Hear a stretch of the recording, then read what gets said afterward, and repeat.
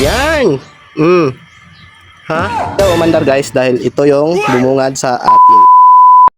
Another day, another content naman tayo mga buddy. Itong content natin ngayon is a Reader FI. Ang issue nito mga buddy, bago dinala dito ng ating customer, is mayroon siyang may kuryente naman yung spark plug niya, mayroon din namang okay naman yung flow ng kanyang injector. Kasi galing na to sa labas sa ibang mga shop mga buddy. So ang sabi, nalinis na daw yung fuel injector niya, total body, at saka na-check na daw yung mga wirings. Pero ayaw pa rin umandar. Kaya nung pagbaklas natin mga buddy, no, ito yung bumungad sa atin. Sobrang dumi ng total body niya mga buddy. Hindi lang scam. Ini-scam talaga yung ating customer mga buddy.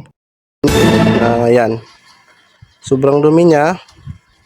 At doon sa ilalim. Yan. Ako, makita nyo guys ha. Paano ko magawin to ay. Ilaw mode. Yan. Sobrang dumi guys. I think yung barbula nito is singaw. Yan, singaw yan. Sobrang dumi sa ilalim eh. So kailangan talaga din linisin to. Tapos baklasin natin yung head. Yun yung ano ko guys. Yun yung nakita ko talaga. Sure yun. Kasi hindi lang ako isang beses nakabukas ng ganito. Hindi siya umandar. Sobrang dumi. Kasi sobrang dumi. Yan. At saka yun, sa ilalim. Sure ako yan. Sure na sure. Ayan. Ayan. Ha?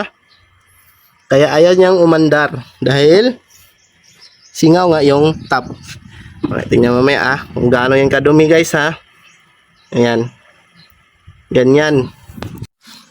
Kaya ayaw umandar guys dahil ito yung bumungad sa atin. Ayan. At sino naman siguro guys ang ganito yung head mo. Singaw to. Kaya ayaw nyo umandar. Kaya para sa mga reader, gamitin nyo araw-araw yung reader. Tapos pili din kayo ng gas.